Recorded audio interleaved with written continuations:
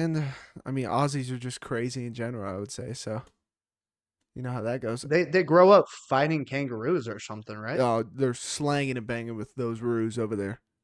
These things are crazy. They put your dog in a headlock. You got to run out there and give him a quick left. You know what I mean?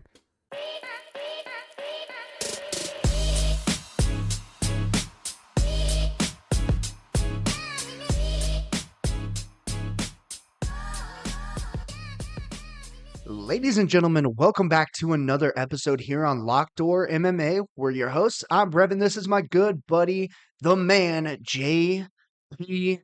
JP, we're back with another weekend of fights. Hopefully, goes a little bit better than UFC 307 did as far as the judges go. Hey, I know we're still feeling good. How are you feeling? Still feeling good. Hey, man, good's the wrong word. I'm feeling Optimistic? optimistic a little bit. A little bit. I'm feeling sore. I'm feeling you know, just ran through. Huh? Walking a little funny. Walking a little funny this week, that's for sure. We have a full slate of fights to predict for you guys in this episode, so we won't waste any more of your time. We will be back at the UFC Apex for this one.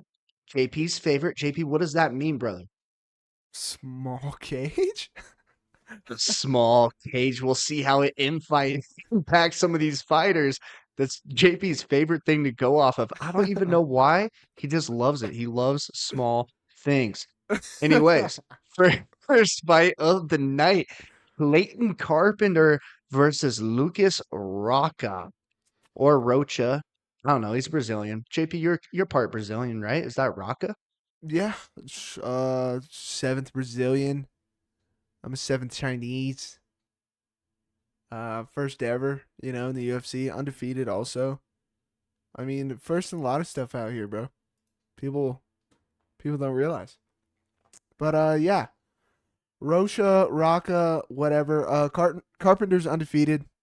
He's got one win in the UFC. Me and Brevin are gonna switch it up this show and do a couple more things, maybe a little bit more live, since we devote our time into breaking down these fights, watching film, having an idea. It happens for us, and we were right, but we get screwed over. Okay, so now we're just gonna have fun with it and go live for now and see what happens.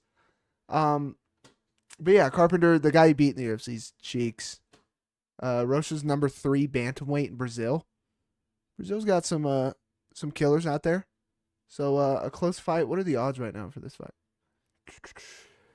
Minus 200. Yeah. Plus 170. The question is, do you believe in the hype of 7-0? 1-0 in the UFC? I believe Carpenter's much smaller, isn't he? 5'6". Oh no, it's Rocha, the other guy. He's 5'3". Oh my god. He's fighting one of the 7 dwarves. Yeah, just off of that fact, then he's undefeated. Give me Carpenter, man. If you're Yeah. 3 inches taller, 2-inch reach advantage. He should do it. Yeah, man. Let's bring out the hammers and nails. Give me the Carpenter as well. I'm gonna have to agree. JP, can you cut down to 133? What are these guys even gonna fight at? Because Carpenter's 125, but I see this guy 5'3", 133 is his weight that's reported here. Hey man, if you can cut down to that weight, you would still be undefeated in the UFC. Never lost. Never lost. For one. For two, this guy's the size of a 12-year-old boy. So he better be a Yeah, dog. I've heard he's a dog. I'm taking an Carpenter. underdog. An underdog. He's an underdog. That's what he is. Buns. Yeah, let's go with the Carpenter on that one. Next fight, Dan Aguita versus Cody Haddon. Cody Haddon. For a second, I thought this said Cody Durden when I first looked at it, and I was like, "No way, this dude's going again, bro." Yeah, Argueta's a pressure wrestler, pressure style. He likes to be in your face. Keep the cardio high. He's 9-2. Not terrible. The crazy thing about Argueda's record is the last three fights, the most recent one he lost, and then the two before that are both no contests. A lot of controversy, a lot of weird shit happening on that side. So just based off of bias of what's happened to us the past couple weeks, don't like it. But you go to the other side, Cody Haddon doesn't even have a nickname. What are you doing with these guys not having nicknames, brother? Come on. He's never been finished. He came off the contender series, had a finish in the contender series. This is what you like to see for the contender series guys. You don't like to see him go out there and get a boring decision win. But I believe this one's a close one on the odds too. Yeah, plus 150, minus 180. The truth is, do you believe in the pressure wrestling of Argueta in the small cage? I'm gonna say no. I think Haddon in the UFC, his new one, he got a finish on the other one. I don't like Argueta really, and I don't like the boring style. I don't want boring styles. Give me Cody Haddon to win this one. Yeah, like that pick there. Argueta, nicknamed the Determined. Well, he's going to have to find a lot of determination on Saturday. I think Haddon's going to get the better of him. He's Australian. Those Australian guys, they're tough, dude. They're really tough. We've seen that time and time again. I'm also taking Cody Haddon to get it done. Yeah, Australia's got some killers in the fight game, man. They got a couple good gyms over there, and I mean Aussies are just crazy in general. I would say so. You know how that goes. They grow up fighting kangaroos or something, right? Oh, they're slanging and banging with those roos over there. These things are crazy. They put your dog in a headlock. You got to run out there and give him a quick left. You know what I mean? But moving up the card, maybe the most entertaining fight of this card. Talk about slanging and banging, baby. Slanging and banging. Chris, I think his name's Beast Boy. I want to call him The Biggie Beast Boy, but Boy. that's Rosenstruik's name. Chris Barnett versus Junior Tafa. Brother, this dude's 5'9" and the Beast Boy weighing in at 267. All Yeah, 267 pounds of he this man missed are weight. apparent. Oh, yeah, bro. Tapology has him listed above the weight limit for heavyweight. That's how big this guy is, dude. Um, his opponent, Tafa, another Australian guy. He's kind of buns, guys. I'm not a Tafa fan. I'm not a fan of his brother. They get beat a lot. Honestly, if he loses this fight, he's going to get cut from the UFC. I was telling JP that before we started filming this episode. So he's going to have to get this one done. He has all the skills necessary to get it done. Not the highest IQ fighter out there, but I can't take a guy in Chris Barnett. Really, there's nothing that he presents that I would be afraid of if I was in Tafa's corner. Tafa has everything necessary to get him out of there. I'm taking Junior Tafa. Yeah, it's hard to pick Barnett in this fight. If you guys remember, Junior Tafa fought Walter Walker on a recent card. Were both of us on Walker, or were you on Tafa on that one? I was on Tafa in that one, and then I found out that he had the verbal tap and yada yada Oh yada. yeah, because that was one of the ones you couldn't watch. I remember. Yeah. But yeah, weird controversy in that one. He was in a heel hook, and then he yelled. Ref took that as a he doesn't want to fight anymore and stopped it, and this and that. But yeah, Junior Tough is decent on the feet, and like Brevin said, him and his brother both get beat, but they get beat by grapplers who put them on their back, and their get up game is atrocious. Chris Barnett is not gonna do that. He's gonna try and stand and strike with him. Also, Chris Barnett lost to Martin Boudet. Give me Junior Toffa, brother. That's all I have to say. That's right. I saw that when I was doing my research and was not impressed whatsoever. I will say though, if Barnett was to get Tafa on the ground, there's no getting back up for Tafa. They actually might fall through the octagon They're canvas down there in the small cage. My lord. gonna throw it over. They lean on one side on the door and shit, and the whole cage might just start tipping over, you know? It literally might tip. All right. Next fight, Nico Price versus Themba Garimbo. Correct me if I'm wrong. Themba Garimbo's the guy that The Rock bought the house for, right? Yeah, I actually think that is true. Yeah, The Rock knows him somehow. Who knows? I thought Themba Gorimbo was Giannis's brother. You know, Giannis. Antetokounmpo. Is he even from Greece? No. I just see the picture of the flag. Terrible at geography. Yeah, man. Nico Price. How old's Nico? Like 38, 35. 35. So not He terrible. fights like he's 38 though. Boy, does he ever. The most unorthodox guy you will see in the octagon. Everything he does. Outside of Duplessis. Oh God, don't get me started on that boy kisser. Anyways. Yeah, Nico, every style he's got, every technique he throws is very wild, unorthodox, and I think sometimes that's what gets him these certain wins. He knocked a guy out when he was on bottom. So that was crazy to watch. Um he's tough. I just don't like betting or putting my predictions on the side of a guy who has to create chaos in order to win cuz you can only ride chaos for so long. You know? That's not going to take you when it matters in the close fights versus another guy who can deal with adversity well and kind of negate that chaos. Themba Gorimbo, no way you're going to get a house bought for you by The Rock and not work your ass off. I think he's taking it more serious. I think it'll be good with the pressure grappling. In this one, I think the small cage will matter with the pressure grappling versus the Argueta fight. I'm going to go Themba Gorimbo. Yeah. Yeah, I'm on the side of Garembo as well. Once again, will agree with JP's pick there. Nico is kind of an older guy. He's only 35, but he's been in some wars and he fights like he's older. That's why JP comes out and says 38 when he's actually 35. It's just stylistically not a great matchup for him in this one. And I do think Themba is kind of on the rise. He's on a nice little win streak where Nico Price, he just causes chaos. Sometimes he causes like cool clips for the UFC to post. That's really his role inside the organization. He'll step up on short notice. Cool. That's great. JP talked about he's a tough guy. Wonderful. We haven't seen a lot of great things come from tough guys as of late. They get beat up, but they're tough. They endure it. It's cool. There's a lot of blood in those fights. It sells the organization. That's what it does. That's what Nico is. Give me Themba. Yeah, 100%. Like we were saying, what was it, like 2 videos or something? We call these guys tough, but that's really just saying you can get your ass beat and hang in there for all 15. But Yep. yeah, moving up.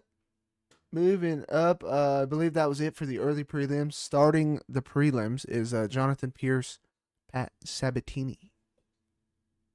Yeah, this one's going to be a pretty interesting matchup, in my opinion. Both of these guys not really impressive. Pierce 5-3 inside of the UFC. Sabatini, on the other hand, is 5-2. So you can kind of see both of them have had success. Both of them haven't really had success, and they also really haven't fought a ton of great people besides Sabatini's fight against Diego Lopez. That one turned out to be great, except for the fact that he got KO'd from Lopez in the first round. So we really didn't get to see much out of that fight. Sabatini's calling card is he's a really good grappler. You'll see him in grappling tournaments outside of the UFC doing really well. Beat the guy we just talked about, Nico Price, in the grappling tournament not too long ago. I definitely think that is going to be something to keep an eye out for in this one. I'm actually going to pick Pat Sabatini, the underdog, and I'm going to pick him by submission. Yeah, not a bad pick if you look at Pierce's submission record for his Losses. career. Yeah, he's 2-3 in submissions. Which I mean that's just a telltale sign right there. Especially Sabatini on the other hand, with his career, he's 12-0 with submissions. So, right there's a blueprint for you. Again, we're in the small cage. It does matter when somebody's much better than you at grappling, wrestling, and you're in that small cage. You don't have enough. As much, I shouldn't say enough. You don't have as much room to get away or explode. I don't think Pierce is good enough in the scrambles really to save himself if he can. So he's got to prevent himself from being taken down. Um, and at that point, we're relying on our hands. We're relying on knocking him out or beating his ass. I don't know, man. I just don't like it. I don't like relying on somebody to win a fight like that when they are clearly outmatched on the ground, especially in the small cage. So, yeah, man, I am also going to back the Sabatini by submission call as well. Let's roll. I love it. I love to see it, man. I like when we're on the same page. But like you said, you see that on paper. That's the pathway to success for Sabatini. If he goes out and implements that game plan, that should be the result if he gets a win. Yeah, but then sometimes they go out there and they're just fucking stupid. Yes, yes, indeed. We'll see how this weekend goes. Hopefully, a lot better than last. Next fight, moving up this card, we've got CJ Vergara coming in against the newcomer Ramazan Temirov. Mr. Tamarov. He kind of looks like a who's the guy that Buckley fought before this Thompson fight? Rizzy Boev. He kind of looks like Yeah, a mini Rizzy Boev. Um, yeah, man, CJ Vergara, he's kind of mid. Okay, he's not great at anything. He's decent everywhere. He's experienced, in the UFC. He's 3-3, 6 fights. He's fought decent guys. Just got wrestle fucked by Almabayev, which Almabayev I consider a damn good guy in that division. that's you. I love that guy. 100%, yeah. He did lose to Taira, who's fighting in the main event on this card. And then he lost to Ode Osborne. So those are the three losses in the UFC. Don't like the Ode Osborne one. Tamarov, he has power. He has decent grappling, decent wrestling. But I just like Tamarov's ability to finish fights out of nowhere. That's an ability I have yet to see CJ Vergara have. CJ Vergara always either goes long and wins or gets stopped and loses. CJ Vergara has not been knocked out yet. I wouldn't be surprised if Tamarov does it though, because like I said, he's got good striking. He has power. Um, he's not the dog in this one, surprisingly, even though he's making his UFC debut. But I wish he was. But yeah, give me a Tamarov, and give me Tamarov by TKO stoppage. I think he does it. First one to do it to CJ Vergara. Yeah, no, this fight I agree. I think Temirov, he's gonna be wanting to kind of show the organization what he's all about. This is his UFC debut, but there's a reason that we're not catching him at dog money. And like JP said, I wish we could have. This guy's a stud. I do think he carries a lot of power. And CJ Vergara, he is, like JP said, pretty good, average, if you will. Fought some decent opponents, has that impressive decision against ASU, even though he didn't come out on top. Like going to decision with ASU is always impressive in my book. I definitely think Temirov gets it done in this one. I think Vergara is going to stand in the pocket, try to exchange, catch Temirov, but he's going to end up getting caught on the other end of it. So Temirov as well. Give me Temirov by KO, TKO as well for your prop special. Ooh, could be an electric debut. I'd love to see it. Be pretty badass. Moving up the card, Chidi Njokawanu or Njokawani versus Jared Gooden. Yeah, this one's just going to come down to who implements their style better. Chidi's going to want to stand on the outside and strike. Jared Gooden's going to want to get inside into the clinch, look for takedowns, and then ultimately find a submission. This one, I don't think Gooden does get inside. He kind of stands very stagnant. If you ask me, he'll kind of look to implement his own leg kicks from the outside, but he is going to be giving up 3 inches in height. Doesn't have the reach advantage in this one. I definitely think this is going to be one of those fights where Chidi's going to be able to stand on the outside and just pick his shots against a guy like Gooden who doesn't move his head off the center line. There is a potential that if Gooden does get him down on the ground, he could find a sub, but ultimately that's just going to come down to, like I said, who can implement their game plan better? I think it's Chidi. Give me Chidi to win on Saturday. Yeah, man. Gooden, we've talked about it before with these guys who are in the UFC. They don't impress, leave the UFC because they don't get signed again, and then they get signed years later again. Don't like that. Best guy he's fought in the UFC is Randy Brown, and he lost to him. Randy Brown's not terrible, but He's decent. that's the best guy he fought. Everybody But else it's a is similar ass. stylistic matchup. Randy Brown was a taller fighter, Yep, very rangy, and Chidi is going to be looking the exact same. 100%. So, and Cheaty's fought pretty decent competition for this weight class. Cheaty's fought some tough guys. You might look at his last 4 fights and see he's one of 1-3 in the fights, but the 3 that he lost are RoboCop and 2 other killers. Um, but yeah, I agree with everything you're saying. I don't think Gooden is good enough. Jesus There we go. Christ, I struggled to get that one out. I don't think he's good It enough worked. to implement his game plan to get Cheaty on the ground and then work him. I think Cheaty will be long enough, like you're saying, to keep him at range, keep him at bay. Hopefully use the cage, stuff a couple takedowns, and just piece him up from the outside. Give me a Cheaty and Jokawanu as well. Yeah, good call there. Next fight, we've got Judo Thunder. Abdul Razak Al Hassan versus Josh Fremd. Josh Frem. It's Brevin's brother. If you haven't seen a picture of Josh Frem, go look. Him, Brevin, and Derek Carr all look like each other, okay? Bro, compare me to Derek Carr one more time and we'll have beef outside of this, boy. Yeah, Derek Oh Carr's man. buns. That is funny. Abdul last fought Cody Brundage. Abdul's this big, beefy guy. Got a lot of power, very explosive.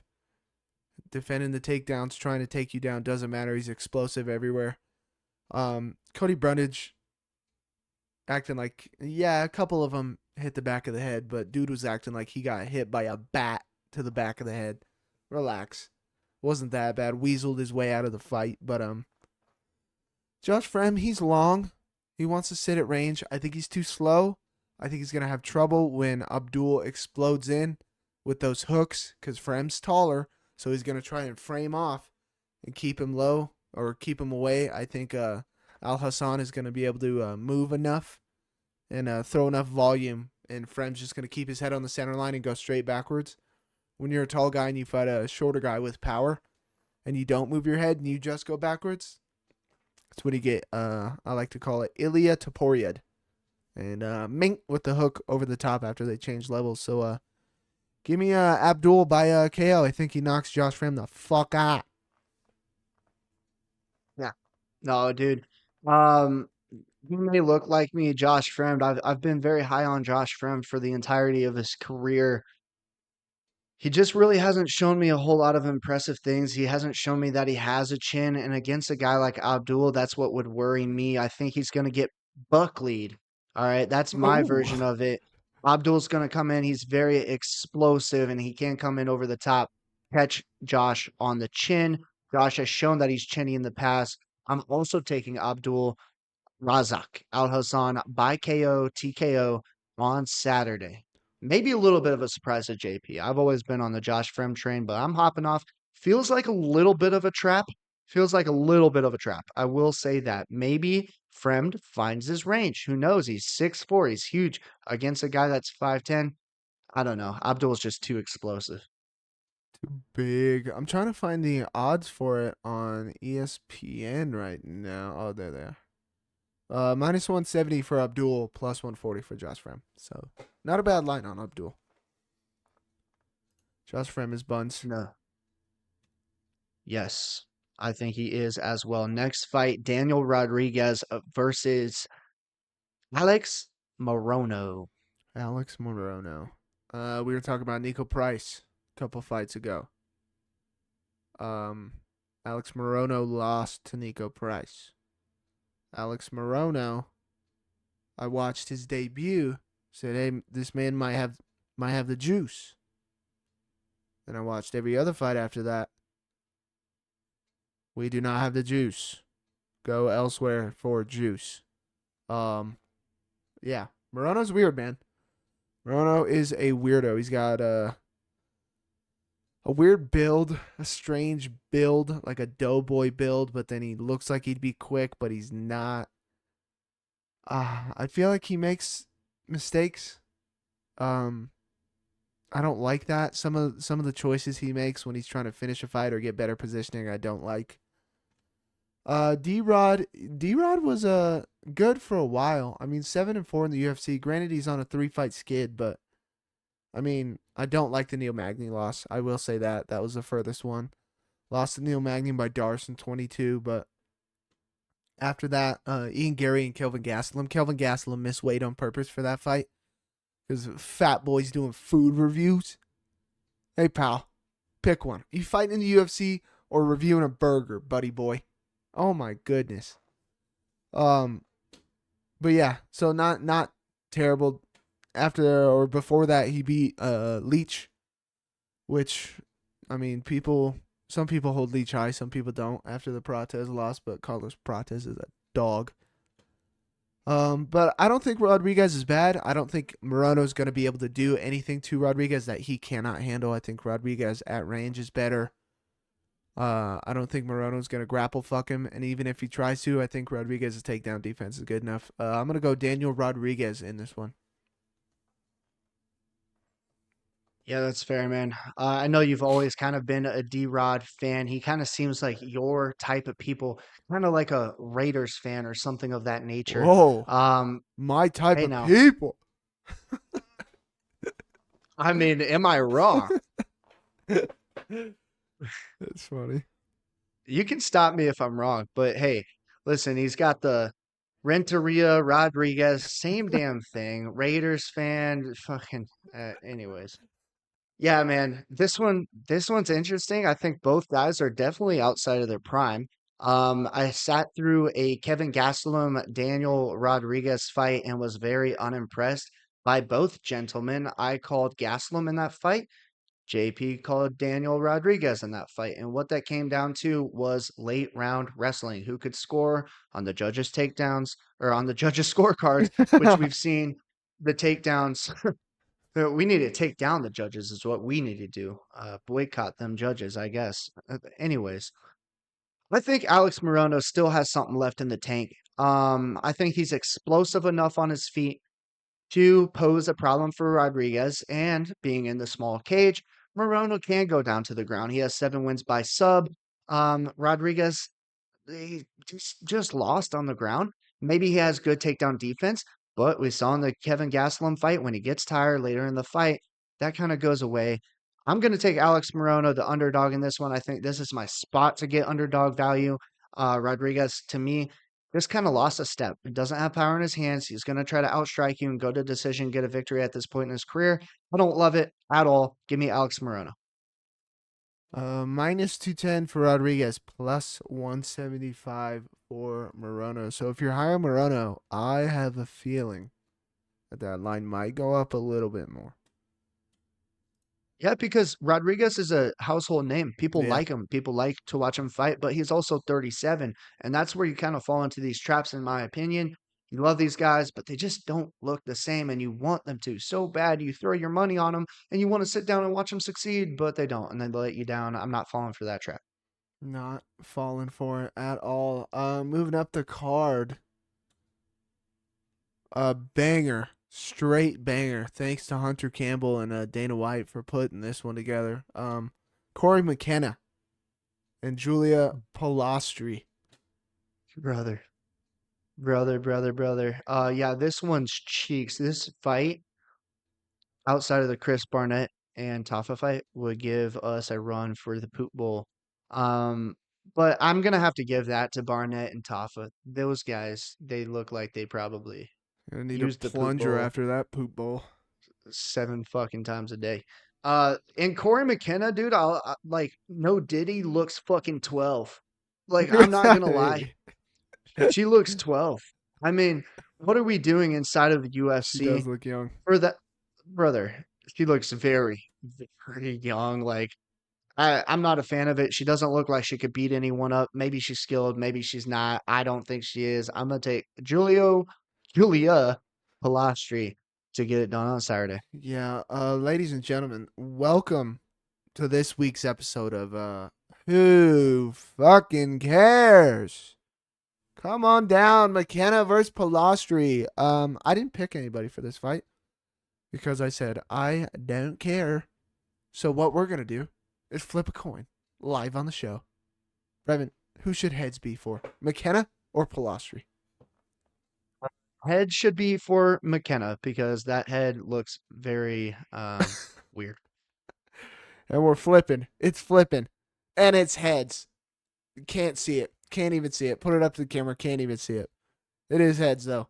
So I guess we are going for McKenna. 8-3. Number 32 strawweight in the world. Give me Corey McKenna, brother. Hype her up as much as you want, brother. Little Mary Poppins herself ain't getting it done. Spoonful of sugar ain't gonna help that lady. She's eating her Wheaties in the morning and we're taking it home. She's eating out of a bottle. Anyways, Grant Dawson versus Rafa Garcia. Glad to get off of that last fight, man. Golly. Grant Dawson. The man himself. The myth. The myth, the legend, who got knocked the fuck out by Bobby Green. But That's all right, though. if you don't count the Bobby Green fight, 9-0 in the UFC. Pretty nice. Pretty nice to look at. Jared Gordon. Some people like Jared Gordon now after the Patty fight. After there was someone else he fought that they feel like he got robbed against as well.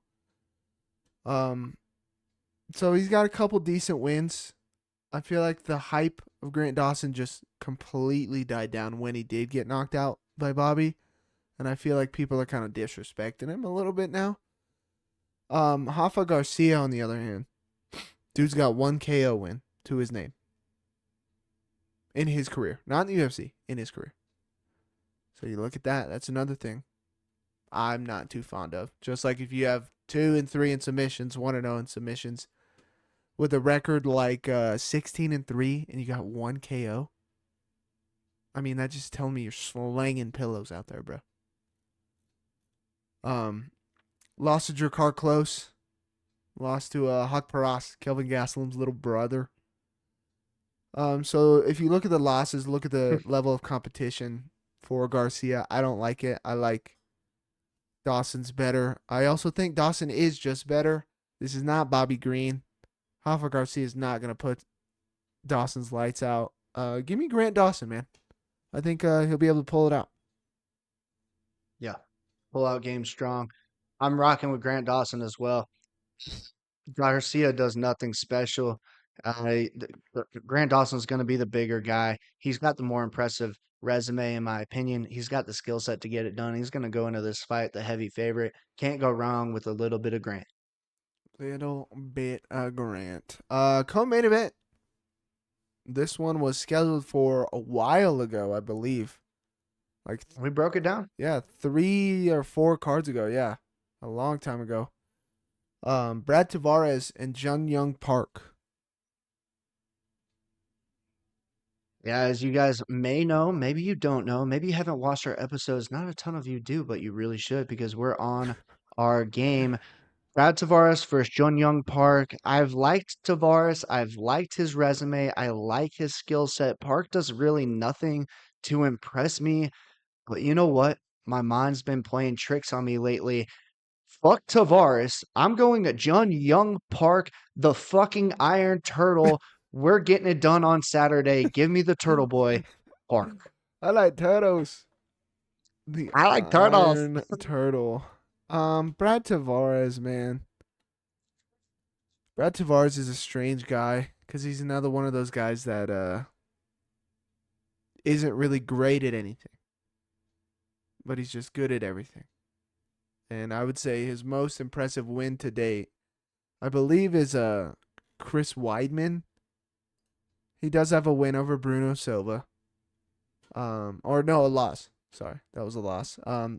He's lost to Drakus, Bruno Silva, and Gregory Rodriguez. Those are all his most 3 recent losses. So if you look at the comp, it's good comp. I mean, Drake is doo-doo boy kisser Duplessis is the champ now. RoboCop. That was his first fight in the UFC. Drake is his first fight? Duplessis. Yeah. Was it really? Yeah. I didn't. Yeah, he took on Tavares. I did not know that. Started slow, turned on the gas later on. Like he does normally. Gregory Rodriguez, his most recent loss. He got the lights put out, but that is RoboCop. But in Brad Tavares' career, he is 5-5 with KOs. The Iron Turtle does have power. He also has a submission threat. He just lost him Andre Muniz. I hold Andre Muniz pretty high. I think he's pretty decent. So I am gonna back Brevin, and I'm also going the Iron Turtle. Give me Jun Young Park. Yeah, I can't go Tavares at this point. I've had too many weeks to sit here and think about this fight. I changed my mind. 100%. All right, that does take us to the main event of the evening. The moment you've all been waiting for, Brandon Royval versus Tatsuro Taira. Interesting one here. Because we've mentioned Taira a couple times on this show. Young surging prospect. Good. Great grappling. Um, Japan's got something with this kid. I think he has a shot to be a champ eventually. I don't think it's going to be right now. The fight he had before this versus Perez. Me and Brevin both were watching it, and we both kind of thought in the moment he's kind of getting fraud checked a little bit here. Might work his way into a loss. Had a weird scramble, a weird takedown that blew out Perez's knee while Taito was trying to take his back, and take him down at the same time. It was a weird exchange. And Perez got hurt. Taito got the win. Royval, I mean, he's fought Pantoja twice. He's fought Moreno twice. He beat Moreno. He took Pantoja long. Brandon Royval himself is going to be long. He's a better striker. He's got some submission game too. He's also got submissions off his back. I like Brandon Royval a lot. I think it's a big step up in competition. The best fighter Taita has fought. The Perez fight did not leave a good taste in my mouth. So I'm going to take Brandon Royval, man. I'm going to take the dog. I think he's going to be too much for Taita on the night. I think Royval is still in his prime and in the title picture in this weight class right now. Yeah.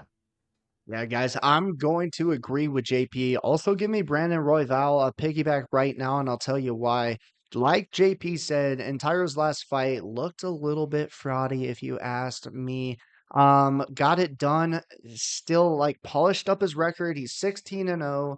Let's get him up there with one of the guys that have been towards the top of the division for their entire career, Brandon Royval. It's going to be a little bit too much, in my opinion, on Saturday. Royval's coming in underdog nickname. He's the raw dog. He's going to raw dog Tatsura on Saturday as the Hey. underdog. That's what I expect to happen. I mean, the experience level, guys, the 5 rounds, Tyra, I mean, he's not had this type of experience or this opportunity. And for him to come in there as the favorite, it's going to be difficult to do. Royval, if he puts it together the way we have seen him do it before, the way we know he can, it's going to be a tough night for Tyra. He's very skilled, but he's young. He's 24, has a lot of developing to do. This is kind of like I don't want to compare it to Benoit Saint Denis, but like you're going against a guy that has been there, done that, and you're going to get fraud checked, in my opinion. Let's go, Brandon Royval. Yes, sir. Crazy card. What do we only have two that we picked against each other? I believe so. One of them was a fucking coin toss. Yeah, I think you kind of would have sided with me there, buddy, if you weren't flipping a coin. Yeah, maybe, but oh my god. I'm doing anything else when that fight comes on. Holy cow. You're taking Poppins. Maybe. What do you mean, maybe? That's literally her nickname. The Oh, woman is you it? picked because of your coin toss, I Poppins. didn't even know that was her nickname. It is Poppins, dude. The That is 12-year-old Poppins. Hey, Poppins. That does it for the card, but that doesn't do it for this episode. Stick around for my favorite part of the night. Lock door, lock of the night, JP's Juicer and Brevin's basic parlays. We're giving them out for free. We're coming real close to winning some big money. Hey, the locks have been screwing us lately, but I believe we're going to be back on track this week with not only the lock, but the Juicer and Brev's basic. Let's start with Lockdoor MMA's Lock of the Night. JP, who do you have? Yeah, man. Last week, I'm still irritated about it. I mean, terrible judging. Screws me out of my lock. Everybody thinks Pennington won that fight. Everybody knows Pennington won that fight. Except for those two fucking morons sitting cage side, okay? I only say two because one of them had Pennington winning the fight. But for this card, tough card to pick a lock. I had a guy in mind. Realized might be Brevin's pick. After further examination, it is Brevin's pick, so I had to change it. But there is another guy I'm confident in because I think he's going to fraud check the other guy exactly. I'm going with Brandon Royval. I think he's going to be too much. It's dog money. It's a great line. And I truly do think he's going to beat Taira. Might go long. Maybe the over 2.5 might hit. I'd be shocked if he stopped Taira. But yeah, give me Brandon Royval, man. Brandon Royval, love to see it. Dog money for the first lock of the night. Last time I think we had dog money, originally dog money, it hit when I took that one guy and then I changed it, but he still won. Hey, Oh, the we're loader? sticking with it this week. Yeah, Loader, Ryan Loader. Yeah. Love that guy.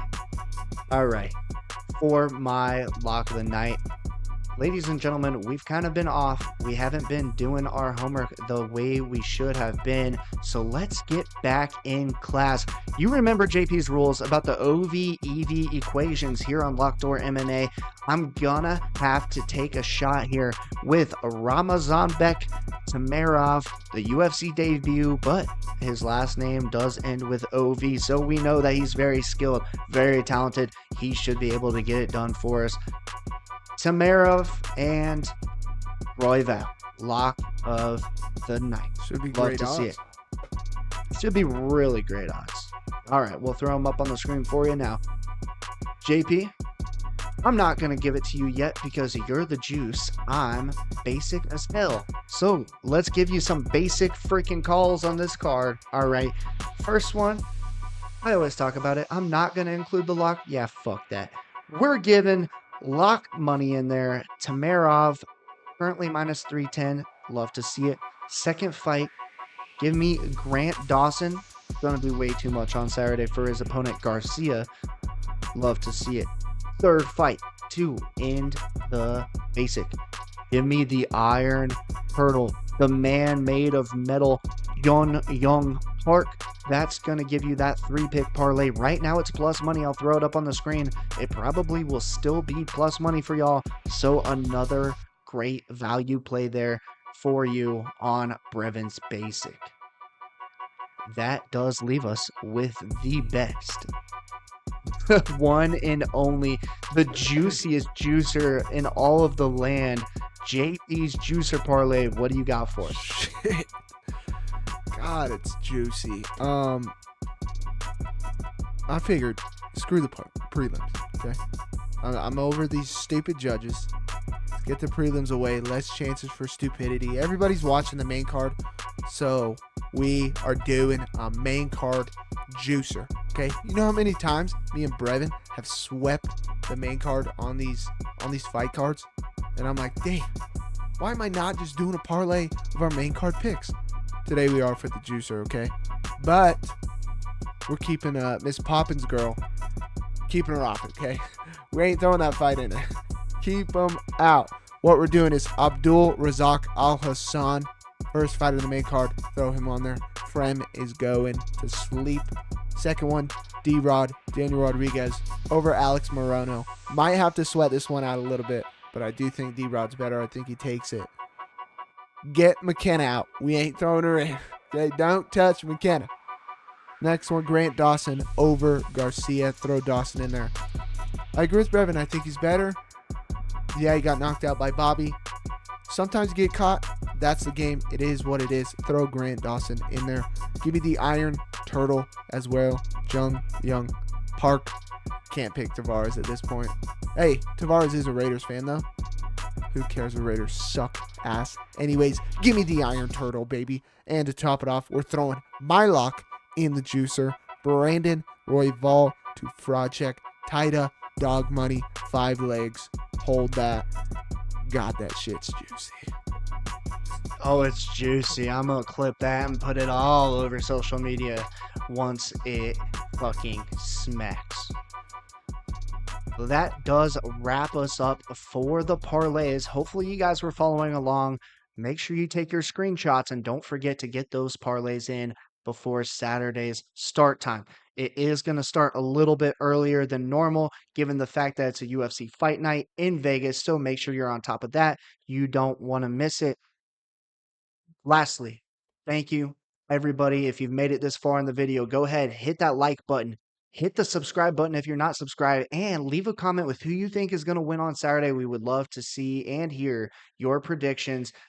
Maybe have some banter back and forth, some good chats back and forth.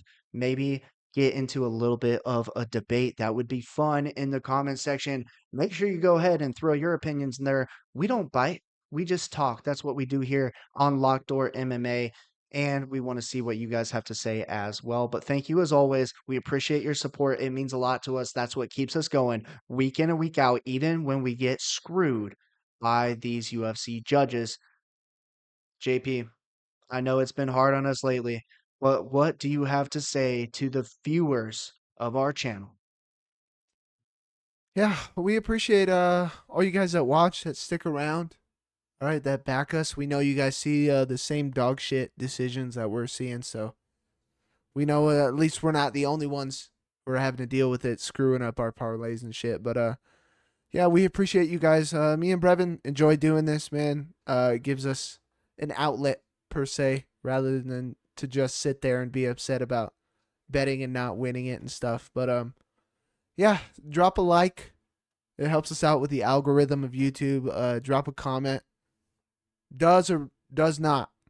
Okay, let us know. Does Brevin look like Derek Carr? Does he not? I think he does. But hey, we'll have to leave that one up to the people and see next time what the people say.